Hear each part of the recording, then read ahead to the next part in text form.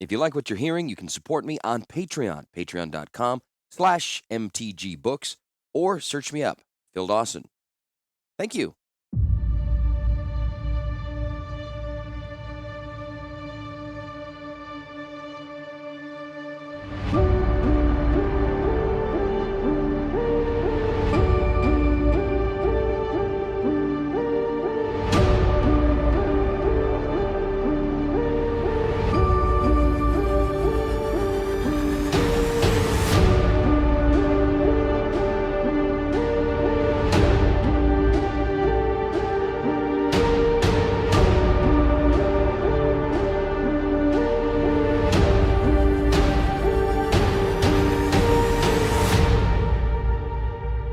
Chapter 16.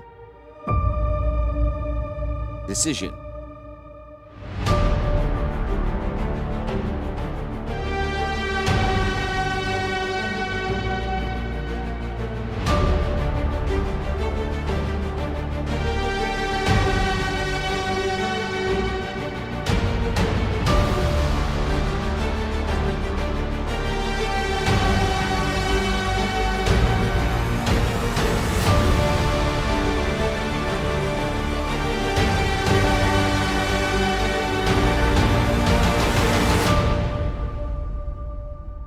At the very pinnacle of the citadel, Civi and her comrades crouched behind a crane on the airship dock.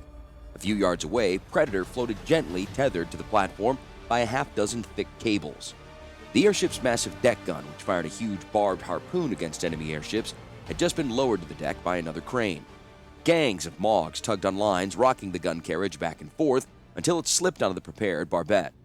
Civi counted at least 30 Mogs and their Dahl and Vec overseers around Predator. Maybe 100 more were close by in various workshops. "What do we do, Civi?" asked Khalil, one of the Vec volunteers. "If we could get on board, we could do some damage," she muttered. "Tanel told us not to act alone," said Langwin, Dahl Kingsman of Darset's. "We should meet up with him as planned and tell him we found the airship." "Yes, and by the time we get back, the damn thing may have flown away," Civi said. "All the while, Eldamri's in the hands of Grevin. I tell you, we have to do what we can now." She loosened the fake bandages and uncoiled the Toten Vec from around her waist. "You with me?" Her Vec clansmen quickly agreed. The Dahl were less enthused. "Listen," she said. "If we can destroy Predator, it'll create confusion throughout the stronghold. It'll be easier for us to rescue Eldamri and get out of here." The two Dahl rebels mopped sweat from their faces. "All right," said Med, the elder of the two. "How do we get on board?" Civi looked all around. There was too much open floor between them and the floating airship. Though still dressed in Rathi uniforms, they were in a restricted area and were bound to be stopped long before they reached their target. Civi raised her eyes. The Flowbot crane they were hiding behind was the largest on the dock. The gantry rose 40 feet, and the gooseneck section reached out well over the moored airship. "Feel like climbing?" she said. She looped the Toten Vec around her shoulder and started up the skeletal framework of the crane. One by one, the others followed. The gantry was big enough to allow them to climb 3 abreast, but Lynn Civi took the lead. She soon reached the end of the vertical section. Civi paused and looked down. Her hands tightened on the framework. Not only was she 40 feet above the platform, she could see over the edge of the dock to the citadel far below. The ever-present energy beam was on the other side of Predator, and the sizzling blue stream almost drowned out construction noises from the dock. The workers slacked off the lines in the deck gun once it was in place. Mogs with heavy iron mauls circled the gun and pounded red-hot rivets into the weapon's pedestal. Sparks flew. When other Mogs threw cold water on the rivets to harden them in place, gouts of steam clouded the deck. It was an opportunity sent by the gods. Civi frantically waved her men forward, and one by one they dropped from the crane to the vacant quarterdeck. They crouched along the port bulwark and worked their way aft to some open hatches. They heard voices and sounds of work below. Med looked to their leader. "What now?" "There must be flammables on a ship like this," she said. "Oil, niter, liquor, something. We'll search below decks until we find some, and then..." She tossed a hand in the air. The rebels nodded solemnly. They were about to ease down the first open hatch when a dock worker popped out unexpectedly. He stared at the 5 Rathi soldiers huddled there. "What?" was all he managed to say before the rebels dragged him out and pounded him unconscious. They shoved him in a scupper out of sight.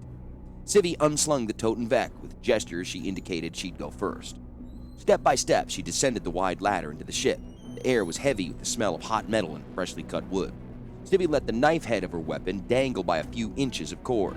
A Mog came out of a side cabin, a bundle of reinforcing rods on his shoulders. He didn't see Civvy frozen like a statue a few feet behind him, but kept going. She flattened against the bulkhead and peered around the open door. 2 more Mogs were working inside, bolting rods to the outer hull plate. Civvy waved for her companions to slip past. When they were clear, she boldly walked by the open door, whip hanging loosely from her hand. They descended 2 decks and reached an open ventilator shaft above the engine compartment. The ventilator was 4 feet square, and the metal grating normally covering it was dismounted and leaned against the aft bulkhead. Hot, humid air led from the quiescent motor. Civvy risked discovery to gaze down into the engine room. She counted 5 dull workmen wiping down the Power Stone accumulators with rags, polishing the brass fittings until they gleamed like gold. Civvy sniffed. Mineral spirits. That would burn nicely. Where were they getting it from? She leaned out farther. The workmen were passing a tin bucket around, dipping their rags in and wringing out the excess. When the bucket was empty, they refilled it from a cask standing nearby. "This is it," she whispered. "Get ready." They poised themselves around the hole. 4 workmen were in sight. Civvy nodded, and they dropped one after the other on the unsuspecting men. The unarmed rebels surprised the workmen and quickly pummeled them into submission. Civvy was hurling one man headfirst against the bulkhead when the 5th doll returned with a bucket full of mineral spirits. He dropped the container and shouted for help. Engine noise drowned him out. He turned, but before he ran 2 steps, Civvy unleashed the Toten Vec. She made a single underhand cast. With a snap, the knife blade spun through the air at the end of its chain and took the fleeing man in the back. He froze, arms outstretched, as if turned to stone. Civvy yanked the Toten Vec, and the return impetus spun the man back to fall dead at her feet. The other rebels looked on in awe. "Did you think it was a toy? Get that barrel over here," she said. The group wrestled the heavy cask to the starboard side of the engine. Civvy leaned in. 3 of them toppled the barrel over. Brownish mineral spirits washed down the deck, filling the air with a pungent aroma. Med turned his head to avoid the fumes. "Someone will notice the smell." Someone did. A second after his sentence, a heavy wrench hurtled from above, catching one of the doll in the forehead. He fell like a poleaxed curl. The rebels looked up and saw the ventilator opening was lined with Mogs, growling, gibbering, and waving hand tools. A barrage of wrenches and mauls banged off the bulkhead and engine housing. Civvy and Med leaped one way, Khalil and Langwin the other. A couple of Mogs got carried away and jumped into the compartment.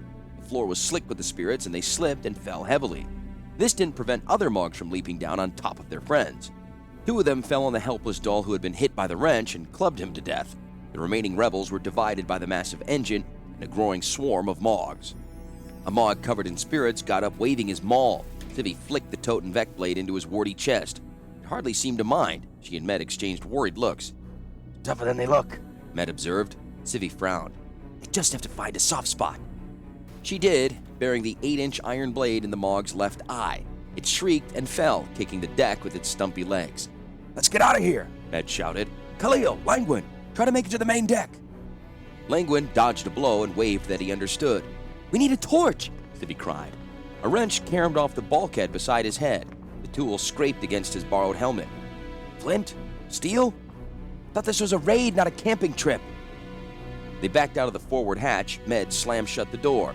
A thrown maul proved useful in jamming the latch. Footsteps pounded the deck above. Civvy and Med ran forward, eyeing the ceiling. "Sounds like 100, the doll rebel said. Civvy looked thoughtfully at the ceiling. "No more than 60, I'd say." The passage ahead was still clear. "Watch that way," she said. Med hovered by the next door, dividing his attention between the corridor and what Lynn Civvy was doing. She spotted a lamp on the wall. It was on a pivot, to freely adjust to whatever attitude the airship assumed. Putting aside the Toten Vec, she grabbed the lamp in both hands and succeeded in breaking it off. She adjusted the wick control and the lamp began to glow. Volatile spirit was leaking under the engine room hatch. Predator was trimmed heavy at the bow because of the deck gun had just been mounted, so the spill was slowly flowing forward. Civvy stood back and hurled the glowing lamp at the darkening pool seeping under the door. The lamp shattered. The light went out. "Damn, their lamps don't use flame." 2 workmen appeared in the passage. They ducked when the Toten Vec came whistling their way and quickly fled. "What now?" asked Med. "We've got to do some damage," said Civvy. "Could we use the big crane outside? Batter the ship with it?" "That works for me. Let's go." They ran down the long passage, crossing the hold on the narrow catwalk. The interior of the airship had the same zoological quality as the Citadel, and running through it was like traversing the belly of a great beast. The deck was planked with wood, but the bulkheads and ribs of the vessel were some sort of reddish alloy between metal and bone. At last, the passage ended, and they found a metal ladder leading up. Civvy climbed. When she poked her head out, a crossbow bolt plunked into the deck. The fletching creased her cheek. She ducked so fast she knocked Med off the ladder below her. "Are we trapped?" asked Med, rubbing his hip. "Not yet." She let the Totenbeck dangle down the steps. With a quick flick, she tossed the knife head out of the hatch and whipped it in the direction the arrow came from. It stuck in something. Civvy tugged. It resisted. She raised her head enough to see she'd killed the bowman, but the Totenbeck's cord was entangled in the dead man's crossbow. The deck was clear, and he scrambled out and slammed the hatch. Khalil and Langwin were ahead on the main bridge, besieged by swarms of angry Mogs. "Gotta help them!" Med cried. Civvy frantically untangled her weapon from the dead man's bow. "Need more than one Totenbeck to stop that mob." More than a Totenbeck? Med looked over his shoulder at the biggest weapon he'd ever seen. He took Civvy by the hand and dragged her along. "You know how to operate that thing?" she asked, sizing up the weapon on the run. "How hard can it be?" The deck gun was loaded with a barbed harpoon, the shaft as thick as Med's thigh. The breech end of the gun was a hedge of levers, none of which were labeled. Men and Mogs were gathering on the deck. Civvy saw the glint of sword blades among them. "Hurry!" Med pulled a lever. The deck gun swung left. Making a note of that, he tried the lever on the opposite side. The gun obligingly swung right. A lever between those two made the gun elevate or depress. He hauled back on the left side control. The gun mount rotated rapidly until it was pointed dead astern. Med let off the lever, depressed the muzzle until the raked tip of the harpoon was pointing not at the mob of Mogs menacing their friends, but at the deck below them. A bolt whizzed by his head. "Hurry!" Med yanked a short lever below the three main controls and was rewarded with a spurt of vapor from the gun mount. Civvy twitched her Totenbeck back and forth nervously. "Try again!" she yelled. On the elevation control knob was a black button. Med pressed it. There was a deafening blast. The deck gun fired point blank into the rear of the ship. Civvy was thrown to the deck. The enormous harpoon barely cleared the barrel before embedding itself below the bridge. Planking on the bridge peeled back as far as the harpoon penetrated. The impact hurled Mogs through the air end over end. Civvy sat up, holding her head. A loud clanging filled her ears, and it took her a few seconds to realize the noise was real and not coming from inside her battered brain. Med dragged her to her feet. He shouted something. She couldn't hear him. Put his lips close to his ear and shouted, "They've raised the alarm! The place will be swarming with soldiers soon!" The breech of the gun opened automatically after firing. A brown, drum-shaped object popped out of a chute alongside the gun, and a pile of harpoons were stacked conveniently on deck. Med staggered to the scattered pile of harpoons and manhandled one back to the gun. It wouldn't feed through the breech, so he loaded it down the muzzle. The brown drum was exactly the size of the cavity at the rear of the gun, so he inserted it, closed the breech. Smoke from the first firing drifted across the deck to the airship dock. Dock workers had taken cover after the gun was fired. In their place came heavily armed palace guards. Civvy used the smoke to reach the quarterdeck. Stunned, bleeding Mogs lay everywhere. She had to dig under them to find her missing comrades. Khalil was dead, killed by the Mogs before the gun fired. Langwin was senseless. She dragged him out and boosted him to his feet. "You're on Predator! Stand away from that gun!" shouted a voice from the dock. Med pulled the right lever, and the harpoon thrower swung smoothly toward the voice. "Stand away or we'll storm the deck!" Med leveled the gun in the speaker's direction. He waited until Civvy appeared through the smoke with Langwin leaning on her shoulder. "Loose!" A wave of arrows swept the deck, shielded by the massive gun. Med was safe enough, but the volley caught Civvy and Langwin in the open. Langwin was hit twice. Civvy let the dead man fall and threw herself on the deck. "What are you waiting for?" she yelled. "Let fly!" 20-odd soldiers came running through the smoke, swords bared. They were in skirmishing order, so Med depressed the gun at them and pressed the firing button. There was a double explosion. The harpoon shaft snapped. The barbed head plowed sideways through the attacking guards. The butt end of the harpoon shot crazily into the air, ricocheting off the dock and flying into the energy stream. It vaporized in a burst of white light and smoke. Med had failed to close the gun fully, firing it with the breech plug unlocked. The resulting explosion completely wrecked the gun. Bleeding from minor shrapnel cuts to his face and hands, Med staggered to his feet. Civvy was lying face down on the deck a few yards away. Heedless of the danger, he moved across the smoky deck to reach her. There were no obvious holes in her, but she wasn't moving. He knelt and prodded her with a bleeding finger. "Civvy! Civvy, are you alive?" She raised her head. "Of course I am." She stood up and dusted herself off. She coiled the Totenbeck in her hand. "You're pretty dangerous with that thing." "I ruined it." "Good. That's why we're here." The dock was still, though the alarm bell still pealed. The surviving rebels ran to the edge of the foredeck and rattled down the gangplank. No one on the dock was alive. The sideways spinning harpoon had slain the entire squad. Civvy paused long enough to salvage a pair of daggers. Med found a sword that hadn't been bent too much by the blast and shoved it in his empty scabbard. "Come," he said. "We must find Tanel and the others." They reached the side stairs just as another detachment of palace guards arrived on the main lift. The rebels slipped away in the smoke, leaving a damaged but intact Predator floating easily on its moorings.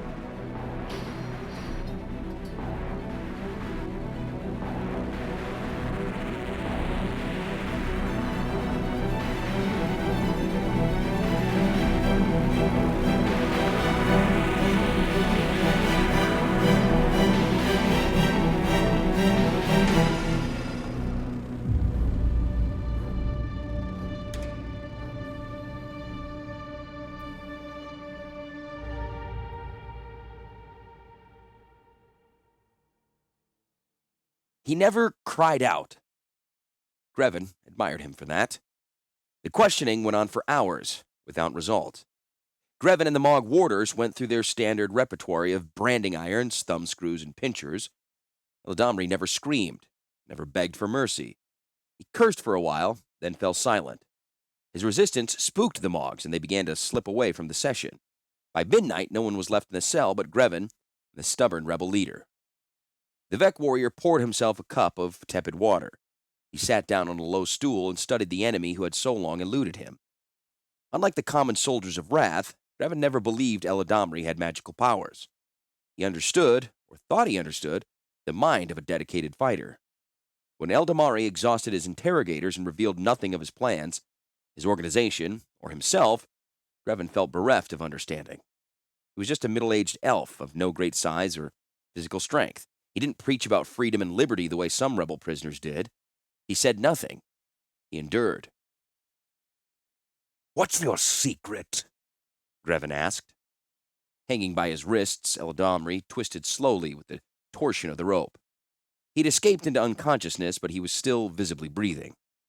The cell door swung open. Grevin jumped up, snatching his bare sword from the table beside him. A shadowy figure stood in the entrance. "Who's there?" The intruder stepped forward, and Grevin saw the hooded figure clearly. "It's you," he said. "There's nothing to tell. He won't talk." The hooded one glided into the room. Pale hands emerged from the wide sleeves and gently folded back the cowl. Grevin saw the face of Fura. "Why are you here?" he asked the core. "I've been interested in this one for a long time," said the visitor. "Your usual methods failed, didn't they?" Grevin admitted they had. "You can't break a warrior like Eldamri by abusing his body. Someone like you, Grevin, whose entire being is wrapped up in his physical form, you would have broken by now." Grevin bristled. "I'm no stranger to pain. Pain isn't the author of submission. Fear is. They're quite different. Ordinary men come to this room filled with terror because they know they will suffer great pain. Eladamri was not afraid. His spirit preserves him from mere physical suffering. To reach him, we'll have to find out what he fears." "Do you have time for this? The emissary's been holding out against Krovax, but she can't withstand him much longer. Will you act soon?" "There's time. I have certain elixirs with me that will open windows into Eldamri's mind. I'll use them." Grevin set his face like stone. He hated drugs. Under normal circumstances, there was a kind of bond between prisoner and interrogator. Strength versus strength, it was. Though he would never admit it to the visitor, he felt Eladamri had qualified for an honorable death. He was tortured. He held out. And the next step ought to be a dignified execution. Elixirs were a cheat. No one could resist them. Eladamri would tell everything now, and his honor would be lost. He ordered Grevin to bring the elf down. Grevin untied the rope and lowered Eladamri to the floor. A heavy chair was dragged over, and the unconscious rebel leader was strapped to it. All the while, the visitor busied himself at the table, mixing powders from various vials into a cup. His stirring rod tinkled in the glooming cell. He held out the cup. "Hold his nose," he said. "I don't want to be bitten." Grevin tilted back Eladamri's slack head. He held the elf's nose and pulled his chin down. In came the cup, delivered by a slender core hand. Grevin got a whiff of the potion, had a sharp odor, like vinegar. Suddenly, a metallic bell began to clang loudly in the corridor. Grevin released Eladamri's nose. Intruders! The guards can handle it, said Fura, putting the cup to Eladamri's lips. I must see to any disturbance, Grevin insisted, pushing the cup away. You should come too. Why me? Things are very unsettled. It's a dangerous time for all of us. If you want to keep up with what's going on, you better come along. You don't want me to administer my elixir? Are you afraid I'll succeed where you failed? The prisoner's not going anywhere. If the alarm is false, the situation easily resolved, we can return. Nothing will be lost, said Grevin. The visitor raised his hood. Time will be lost. But I take your meaning. Order must be restored to Rath. My plan is to succeed. Grevin quickly buckled on his sword belt. What do you intend? To take what's mine. Nothing less.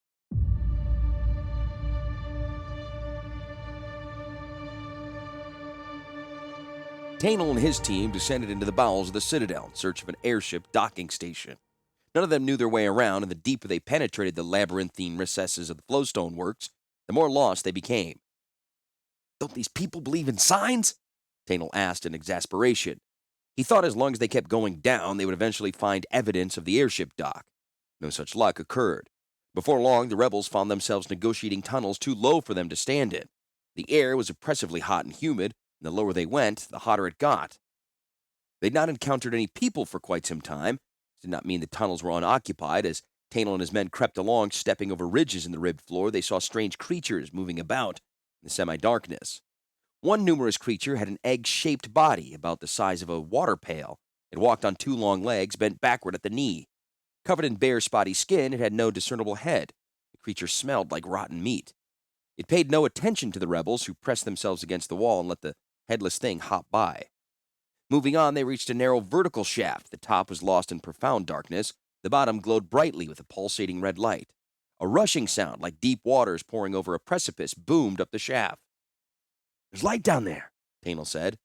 Maybe the way to the dock? His clansman, Garnon, offered to scout the situation. The walls of the shaft were deeply ribbed, so he had no problem climbing down. The other rebels lay on the tunnel floor and watched their comrade descend toward the throbbing red light. After a few long minutes, Garnon called up. Tainel, you must see this. What is it? Tainel, come see. It's fantastic. They all wanted to go, but Tainel ordered the remaining rebels to stay put. Spit on his hands began his climb down. The ribbing was coated with some kind of resilient skin, yielding to his grip. It looked oily, but in fact was dry to the touch, and Tainel was able to descend with confidence. 10 feet or so below the tunnel, the glare all but shut off the dark shaft above. Air in the shaft was broiling, yet the walls remained surprisingly cool. Tainel could not see any bottom of the shafts, but he kept going. Garnon was a sound fellow and wouldn't call him if there was something worth seeing. He lowered his right foot, but instead of another rib, found only air. Tainel held on, waving his foot around, trying to find a place for his toe. Something grabbed his heel. Over here! It's me! With Garnon's aid, Tainel climbed out. There was a platform made of polished tubing at the bottom of the shaft. Tainel's feet began sliding as soon as they touched the slippery ledge. Careful, Garnon said. This stuff's like glass. Tainel gripped the rail circling the platform. They were suspended hundreds of feet in the air at the very lowest point of the whole citadel. The entire structure was above them, and below, clearly visible through the slated tubing, was a crater floor and lava well. By all the gods! Tainel gasped. A column of molten rock, 30 yards wide, rose from the funnel-shaped aperture below the citadel. It was drawn up to a large cluster of nozzles in the center of the citadel's belly. The stream of red-hot liquid rock thundered into the tubes with a sound like 100 waterfalls. The heat was intense, and Tainel had to cover his face with his arm just to glance at the flow. Look there, Garnon said, tugging at his arm. Tainel tore his eyes from the awesome spectacle and followed Garnon's pointing hand. Perhaps 40 yards away was a massive pylon, jutting down from the main body of the citadel. A wide platform served by cranes was built on the end of the pylon. The airship dock, Tainel shouted over the roar. Yes, and it's not there. Either Civi's found it, or Predator has left the crater, Tainel said, pushing his comrade to the shaft opening. Let's go back. We must keep our rendezvous with the others. Garnon leaped and caught hold of the ribbed inner lining of the shaft. He pulled himself by his arms alone until he could get his feet onto the bottom lip. Tainel watched him climb, then poised himself to repeat Garnon's leap. The platform quivered beneath him. As the polished surface was almost frictionless, Tainel skidded in a small circle. He grabbed at the rail and realized to his horror that the platform was circling toward the thundering lava stream. Garnon! Garnon, hurry! The round opening his comrade had entered had become crescent-shaped. This was no mere observation platform. It was part of the huge flowstone works. The shaft was used to convey molten lava to the factory far above. Tainel leaped. He caught the ribbing with one hand. It wasn't enough. One by one, his fingers tore free, and he fell heavily onto the bright floor tubing. Tainel! Garnon, hanging by his feet in one hand, waved for his kinsman to try again. The inexorable progress of the rotating platform would soon immerse Tainel in molten rock. The dull rebel threw himself at Garnon's outstretched hand. Their fingers met, but their sweaty palms slipped over each other. Garnon shoved his shoulder down and wrapped his fingers around Tainel's sleeve. For an agonizing second, Tainel dangled at the end of his friend's arm. The shaft opening was still waning. Tainel took hold of Garnon's arm with both hands. Face purpling, the young doll hauled his friend up. Tainel just got his feet through, and the opening closed to just a few inches. Cousin or no, as of today, you are my brother, Tainel vowed. Does this mean I can't marry your sister? Quipped Garnon.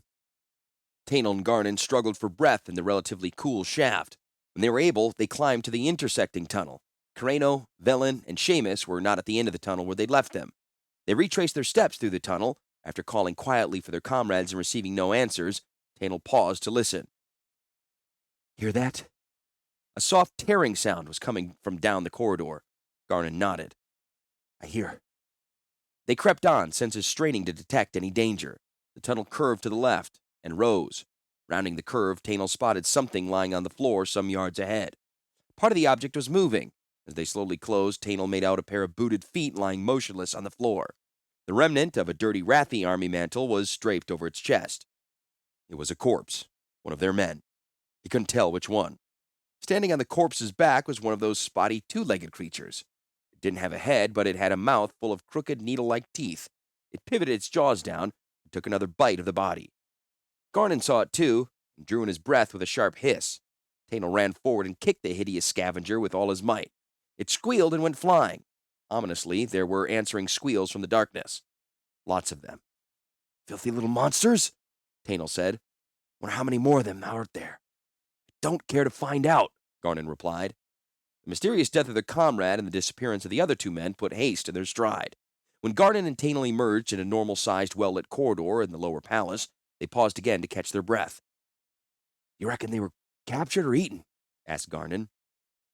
Neither, I pray. I hope Carreno got impatient and went to meet Lyn Civi on the rendezvous. The pair moved on. They were within sight of the convocation chamber steps when the alarm erupted. Tainel knew instantly it meant some part of their team had been found out. He resisted an urge to run. He and Garnon stood to one side as palace guards massed in the hall. Krovax appeared, sword in hand, demanded a report. There's been a disturbance, said one of the guards. What a revelation! Speak plainly! Krovax snapped. Some soldiers attacked the workers on Predator. Tainel gripped his partner's arm. Civi, damn it, told her not to act on her own. Soldiers? What soldiers? Krovax was pacing and swinging his sword. Sounds like rebel infiltrators to me. Probably trying to liberate their leader. He swiftly ordered army troops into the citadel. When the captain of the guard protested the use of regular troops in the palace environs, Krovax raised a flowstone tentacle and strangled the man where he stood. Any other objections? He asked. Good. You men, follow me. 50 guards formed ranks and marched away to the stairs and lifts. Tainel and Garnon were about to slip away. You there! Where do you think you're going? Krovax was looking right at them. Tainel saluted. Returning to our company, my lord. Never mind that. I need you now. Tainel spread his hands. I've no sword, my lord, nor has my friend. Krovax raised an eyebrow slightly. 2 spires of flowstone rose from the floor. They formed into identical short swords, complete with cross hilt and moon pommel. Tainel and Garnon stared in amazement. Take them. Idiots. Krovak said. When the rebels did, the supporting rod of flowstone detached and retracted into the floor. The swords took on the color and weight of standard steel weapons. Come. Krovak swept away, mantle billowing. Tanel and Garmin sheathed their new swords and ran to catch up. One way or another, they would find their comrades, even if it meant joining the troops sent to catch them.